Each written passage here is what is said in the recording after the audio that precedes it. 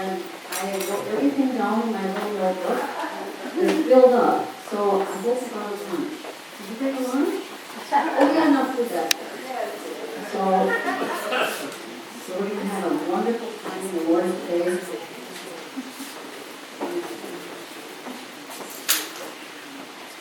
I just want to open it up. Heavenly Father, you are our Father. Sometimes our earthly Father is not perfect, like none of us are perfect, but you are perfect. Without you, I am nothing. And I'm just a vessel to you today, and I just ask that you forgive me and say, that they will see Jesus. I don't want to have anything to do with Nancy today, because Nancy is not here. She's dead. She's dead to herself. She's dying herself daily, so that we can do what God has called us to do.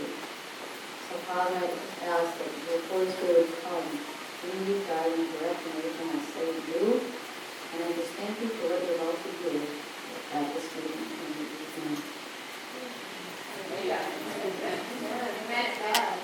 Well,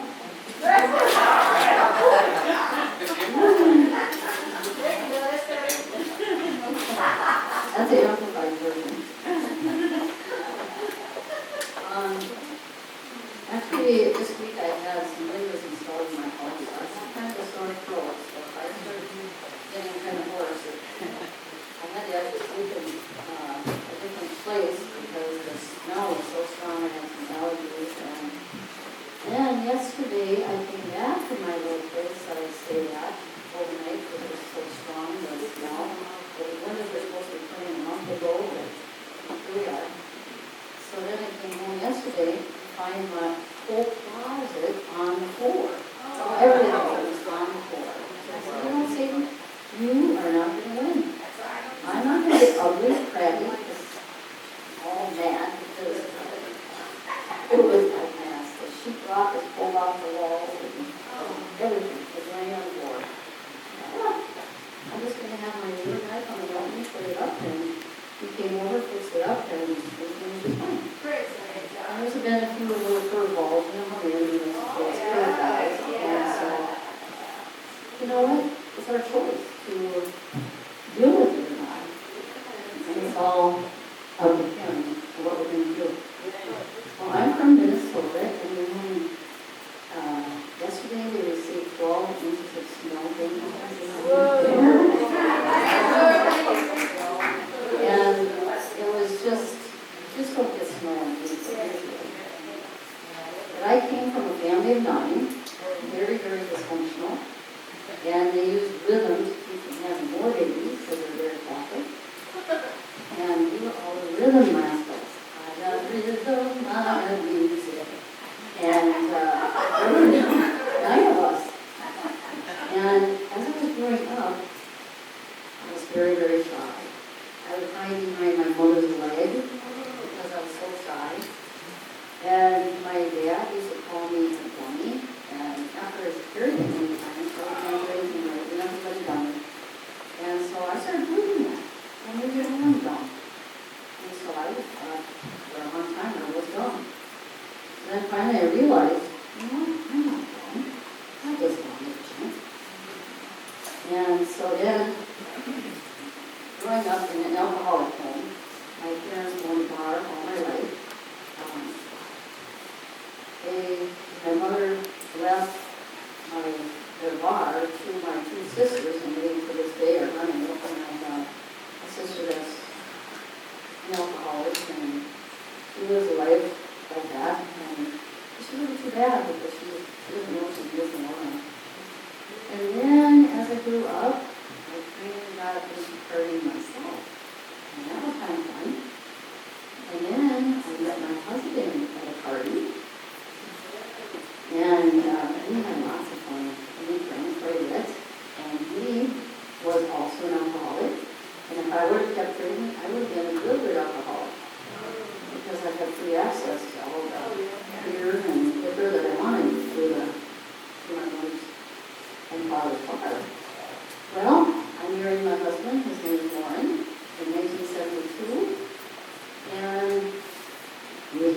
children.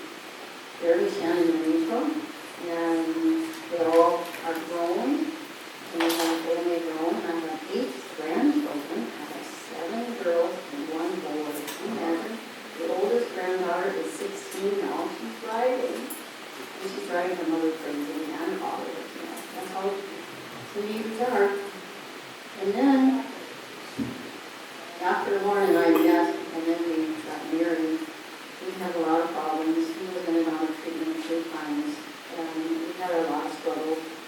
But I was really, really glad because I stuck it out with him and with me, because the spouses, usually the ones that they realize for them that they're the ones that are crazy because they have an outlet with their drinking, and I did not. But then we moved to northern Minnesota, where I just sold my farm, and I'll tell a little bit about that later. And we signed 5 purchase agreements to this place. And the place we moved, everybody around us was a Christian person. And we had no idea. I was a Catholic at that time, we were. And I did not know about Jesus Christ as my Lord and Savior. That you had to have him in your life. I knew him up here, but I didn't have him in here. And so I just didn't understand that. And so when we moved up north to the farm, I had no idea about farming. I was raised in a city, and I could not believe that I was the wife of a farmer. And we were milking cows. I had no idea how to milk a cow. And our kids grew up on this farm, and they know how to work, and I learned how to work. And with my husband, I learned how to save money, because we had money. And it was tough going for the first several years we were on the farm. And all the people around.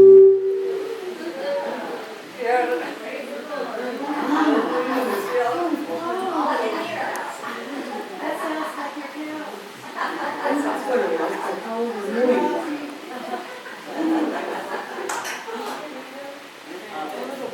But we milked cows for 14 years, and then our children, they all started getting homes. We had no house, so then we went to beef. And then my husband worked in Minneapolis. He was a sheep young man. We did heating and air conditioning. And we finally got to know the Lord in 1981.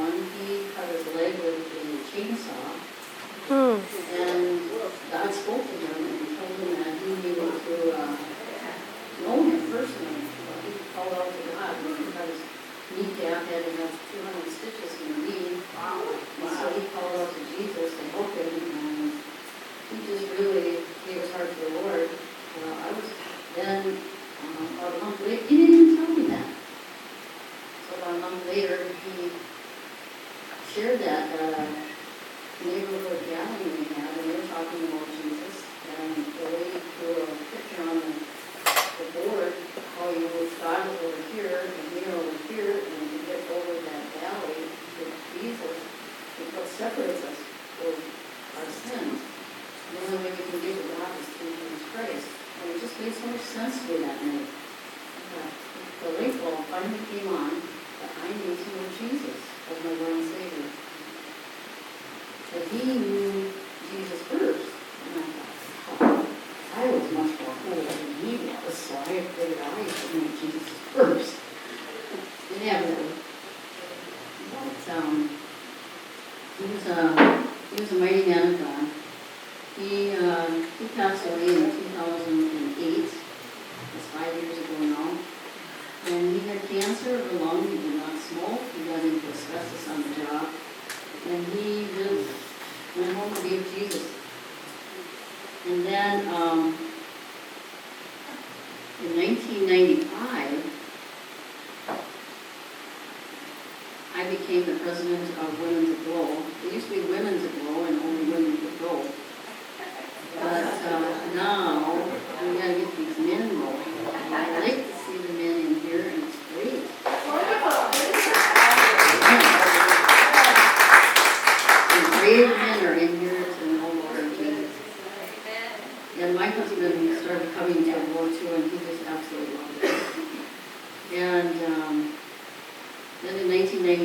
6, I had a really serious rollerblading accident. I love to rollerblade. I was rollerblading down a hill where I live, and the rock got locked up between the wheel and the brake and threw me backwards. I had, it was a mess.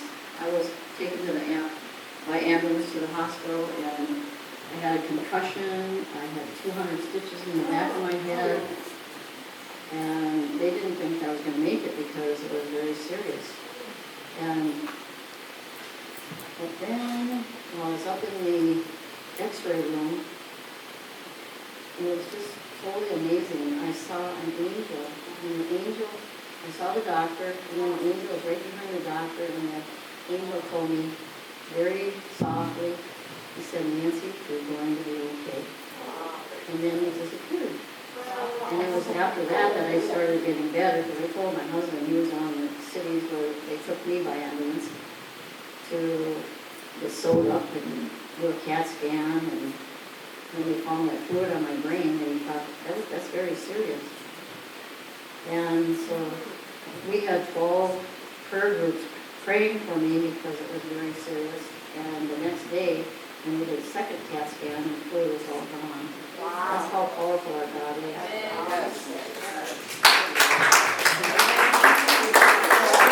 And it's just amazing how God has saved my life many times. I think I'm a hard cat because I think I went through a few lives already. And then in 1999, this is what was on the flyer, I went to a gold convention in Orlando, and I had been to a gold convention in Orlando several years before that, and I wasn't going to go, but I kept hearing Florida, we're going to Florida. And why would I go to Florida? I've already been there. So I went to Florida, and I got my ticket, and this gal that was with me, she was on the same exact plane. We had the same time going out, we had the same time going back, so we were going to go together. And as we got out there, we went to register, and that evening, Kathy Tripoli was the singer, and she did a concert, and we went to the concert, and it was just wonderful. So then we went outside to get on the trolley, and as we were on that trolley, her and I, my friend Dorothy, she's a bit older than I am, she was the president of Cambridge, Minnesota, and she was with me on the trolley, and it turns out that we just started talking about putting on the full armor of God. So I do that. I put it on the helmet of salvation, the breastplate of righteousness, the sword of the Spirit, the shield of faith, the belt of truth, the shoes for the gospel of peace. And I really believe that's what saved my life, because to our surprise, as we got off the trolley, someone came out from behind the bushes and started pulling on my purse. So I didn't know there was anyone there other than her. This was about 11:30 at night. And he said, "Let go of the purse," because I resisted. I didn't know I thought it was her. So he said, let go of the purse. Let go of the purse. He swore at me and hit me in the head, right here, here, and here. So then he hit me in the head, and he really hurt me. And he actually left me for dead. But the amazing part was the police saw it happen. What happened was we were on the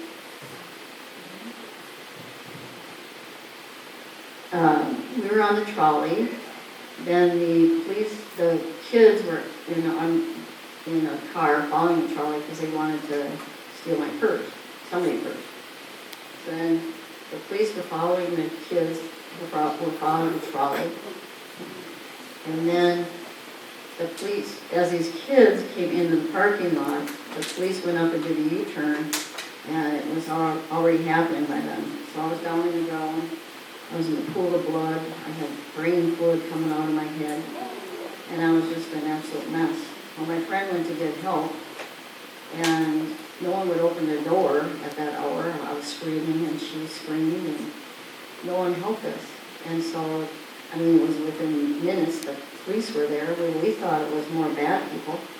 So she came over and got me up and she helped me and we were running away. It was a mess. And the policeman hollered at us, "We're the police, we're here to help you." And so then he got us into the office of the condo there. And then they got me to the hospital by ambulance. I honestly didn't think I was hurt that bad. I did not know he used a gun on me. I thought he just went boom, boom, boom. I only remember 2 blows to my face. And then, so then once we got to the hospital by ambulance, it was pretty serious. And then my husband, they called my husband and told him that what had happened. And at that point, he had been drinking because, that's a good way to, relieve the problem. And he was very upset. And they told him he better come. Because I was very hurt. Sorry about that. So anyway, then my husband came on that Sunday. That happened on a Thursday. Well, the Aglow ladies came to the hospital the next morning, and they were so supportive. I don't know what I would have done without the women that came and helped me. And our pastor and his wife, Steve and Laura Newton from Minnesota, they came. There were 24 of us from Minnesota that came to this conference. And so the next morning, several from the headquarters of the Aglow came and they were praying. And I was so badly beaten I couldn't see and I couldn't hear. And at that point, it starts getting bigger and bigger, and so I looked a mess. And so as we were praying, I remember Barbara Scott, the prayer coordinator of Minnesota. She had her hand by my face, and she started praying, and all of a sudden I said, "Guys, look at my face, look at my face." And after several minutes, I said, oh my God, I can hear." And then after several more minutes of praying, all of a sudden the swelling in my face started leaving, like a balloon was being deflated, and it was just so incredible. And it felt like I had my hand plugged into a socket. The power of God came on me, and I said, "You guys, what is this? What is this?" And they said, "Nancy, that's the power of God. God is healing you." And it was so incredible. And I do have pictures here, and I'm going to pass them around and show you later what happened. I have the emergency pictures from the police, and then how God miraculously healed my face. It was just incredible to see this. And so then, shortly after that healing, the administrator of the hospital came in and said, "Am I interrupting anything?" And he said, "Well, yeah, miracle." And so it was just incredible. He said he was there to update the public on my condition, because it was on the news. The news. Never made it before. So anyway, then he said who he was, and this is totally from God. I said, "The only thing that I want the public to know is that if this young man would have hope in Jesus Christ, he would not have done such a thing. I forgive this young man." And I looked around like, who said that? And I really just say that because he just beat the tar out of me. It's like, oh my goodness. But that came out of my mouth and my spirit. Whatever's in your heart comes out of your mouth. And God put that in my spirit to forgive this young man. Well, he was forgiven by me.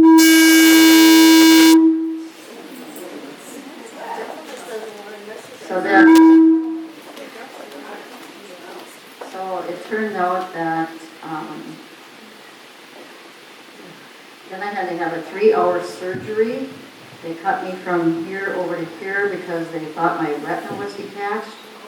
And they had to fix my hole in my head because the gun went right through my skull. And they had to put a metal plate in there.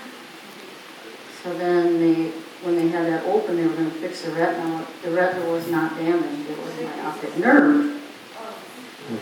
So then fixed put the metal plate in my head, and now I get better TV reception.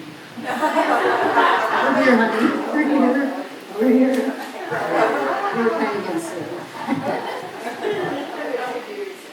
Yeah, get better TV reception, and these speakers, they really do a number on my little audio here.